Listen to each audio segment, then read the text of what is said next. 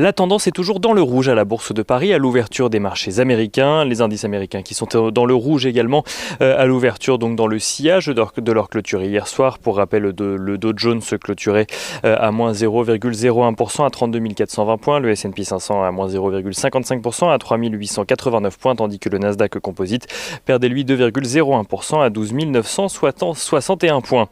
Les investisseurs que Janet Yellen et Jérôme Powell ont tenté de rassurer hier soir sans succès devant le Congrès. Ceux-ci ont à nouveau fait part de leur optimisme, estimant que la reprise avait déjà commencé mais qu'elle devrait encore se poursuivre dans l'espoir d'endiguer notamment le recul des valeurs technologiques. Au-delà des valeurs tech, les investisseurs américains soulèvent également l'effet secondaire du plan Biden qui pourrait se traduire par une hausse d'impôts, notamment pour financer le plan d'infrastructure que Joe Biden dévoilera la semaine prochaine. États-Unis toujours, l'émission de 61 milliards de dollars d'obligations à 5 ans. Hier, c'est bien déroulé et s'annonce de bon augure pour l'émission aujourd'hui de près de 62 milliards de dollars d'obligations d'État à 7 ans cette fois-ci. Dans ce contexte, les rendements obligataires se détendent encore un peu plus en ce début d'après-midi avec un taux à 10 ans aux alentours des 1,59%.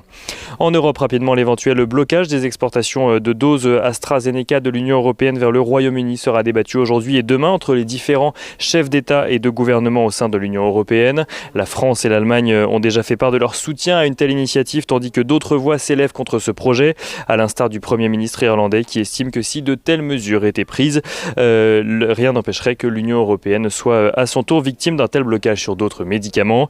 En attendant, Londres et Bruxelles tentent depuis 24 heures de trouver une issue favorable à tous afin que la stratégie de vaccination européenne puisse s'accélérer sans que cela en coûte à la stratégie britannique.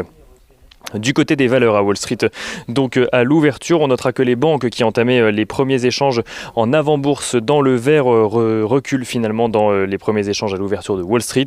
Les valeurs technologiques et notamment Facebook, Twitter ou Google reculent également dans les premiers échanges alors qu'est attendue aujourd'hui l'audition de leurs dirigeants sur la désinformation et l'extrémisme idéologique devant le Congrès.